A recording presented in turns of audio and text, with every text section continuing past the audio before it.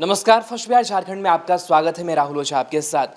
भले ही यह चुनाव बिहार का हो, भले ही ये चुनाव एक राज्य का हो, एक मुख्यमंत्री का चुनाव हो, लेकिन प्रधानमंत्री नरेंद्र मोदी का चेहरा एक बार फिर से इस्तेमाल किया जाना है। हम बात कर रहे हैं एनडीए की और ख़ास करके बीजेपी की। बीजेपी की अगर बिहार में चेहरे की अगर बात करें तो प्रधानमंत्री नरेंद्र मोदी के सिवाय कोई बड़ा चेहरा जो है वो चुनाव के लिए दिखाई देता भी नहीं है। और शायद यही वजह है कि जो बीजेपी है वो एक बार फिर से प्रधानमंत्री नरेंद्र मोदी को बिहार विधानसभा चुनाव से पहले बिहार लेकर के आ रही है। यानी कि प्रधानमंत्री नरेंद्र मोदी की जो आवाज़ें हैं वो बिहार विधानसभा चुनाव से पहले गूंजेगी और लगातार जो उनकी लोकप्रियता है उसको भुनाने की कोशिश की जाएगी। खास करके अगर बीजेपी की अगर बात करें तो ये अगर राज्य का चुनाव है तो स्थानीय जो मुद्दे हैं वो कहीं ना कहीं गौण हो जाते हैं। जब भी बीजेपी लोगों के बीच जाती है तो वो राष्ट्रीय मुद्दे पर ज़्यादा बात करती है, ज़्यादा चर्चा करती है कि प्रधानमंत्री नरेंद्र मोदी ने क्या किया, केंद्र ने बिहार को क्या दिया, किस तरीके से राष्ट्र के लिए क्या काम हुआ। यही जो चीज़ें हैं वो लोकसभा में भी चल रही थी, लेकिन लोकसभा में इसका जो फायदा है वो नरेंद्र मोदी को हुआ।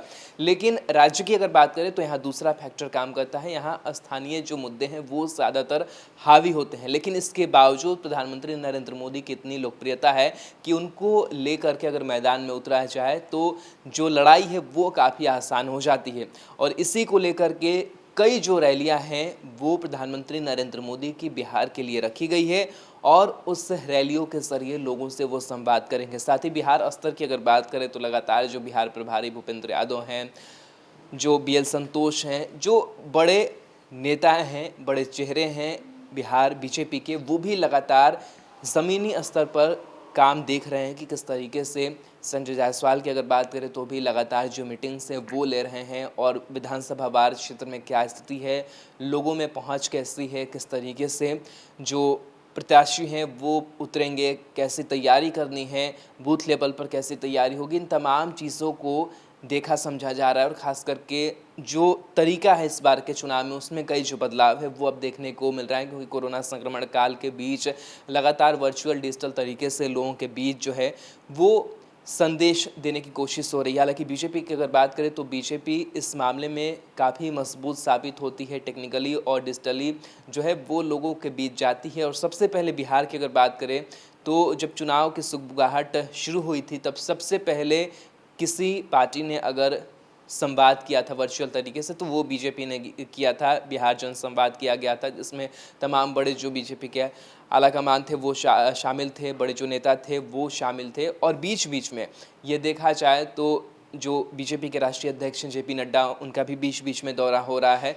तो तमाम जो चीज़ें हैं वो बीजेपी आला कमान की तरफ से, बीजेपी के जो बड़े नेता हैं, जो राष्ट्रीय स्तर के नेता हैं, वो बिहार विधानसभा चुनाव में कूद पड़े हैं। तो देखा जाए तो लगातार जो तैयारी है वो की जा रही बीजेपी की तरफ से, लेकिन जो रैली होनी है प्रधानमंत्री नरेंद्र मोदी की, उस रैली पर भी एक नज़र डाल लेते हैं कि कब कब जो रैलियां हैं वो आयोजित की जानी है और उसको लेकर के किस तरीके की जो तैयारियां हैं वो चल रही है। आपको बता दें कि 30 रैलियां जो हैं वो निर्धारित की गई हैं। आपको बता दें कि इससे पहले जब लोकसभा चुनाव का वक्त था तो उस वक्त भी कई जो रैलियां थी वो प्रधानमंत्री नरेंद्र मोदी ने की है। आपको बता दें कि जो रैलियां होने वाली हैं वो 10 सितंबर, 13 सितंबर, 15 सितंबर, 18 सितंबर, 21 और 23 सितंबर को 6 रैलियां होनी हैं। यानी कि ये 6 जो रैली होगी वो वर्चुअल रैली होगी और 6 रैलियां जो है वो चुनावी घोषणा के पहले जो हैं वो ये रैलियां होने जा रही हैं। साथ ही साथ आपको बता दें कि अलग अलग लोगों से जो संवाद है वो प्रधानमंत्री नरेंद्र मोदी करेंगे और वो बताएंगे कि किस तरीके से बीजेपी ने बिहार का विकास किया, केंद्र सरकार से कैसे जो मदद है वो पहुंचाई गई। खास करके जो नसरें हैं वो किसानों पर होगी, छोटे कामगारों पर होगी, महिला कारोबारियों और यूथ पे जो होगी, और कल्याणकारी जो योजनाएं हैं उसकी जो उपलब्धि है वो बताएंगे। साथ ही इससे पहले जो 20 करोड़ रुपए का जो पैकेज की घोषणा की गई थी उसको लेकर भी जो बीजेपी थी वो घर घर पहुंची थी और बताने की कोशिश की थी कि इस 20 लाख करोड़ रुपए के पैकेज में बिहार को क्या कुछ मिला है। तो इस तरीके से देखा जाए तो लगातार जो पार्टी की जो ज़मीनी हकीकत है उसको बिहार के नेता तो देख ही रहे हैं, लेकिन साथ साथ प्रधानमंत्री नरेंद्र मोदी का जो चेहरा है उसको भी भुनाने की जो कोशिश है वो बीजेपी की तरफ से की जा रही है। हालांकि नीतीश कुमार का नेतृत्व होगा, ये काफ़ी पहले बीजेपी स्वीकार कर चुकी है, लेकिन बीजेपी भी ये समझती है कि अगर वो जहाँ जहाँ अपने प्रत्याशी उतारेगी वहाँ पर जीत हासिल होगी और बीजेपी अपनी स्थिति और मजबूत करना चाहती है। लेकिन खास करके ये भी देखने वाली बात हो कि अगर सिर्फ अकेले बीजेपी की बात करें या फिर अकेले जेडीयू की बात करें तो ये उतनी ताकत नहीं जुटा पाती है। तो ये दोनों पार्टियां साथ में हैं, लेकिन दोनों पार्टियों की अपनी अपनी कोशिश है। बराबर बराबर सीटों पर लड़ने का जो मंशा है वो भी लगातार जो बिहार बीजेपी के बड़े नेता हैं संजय जायसवाल की बात करें तो वो भी जता चुके हैं। और कई जो नेता हैं वो यही कह रहे हैं कि हम बराबर बराबर सीटों पर लड़ेंगे। तो तैयारियां पूरी की जा रही है, लेकिन प्रधानमंत्री नरेंद्र मोदी भी इस बीच कई जो रैलियां हैं वो संबोधित करने वाले हैं।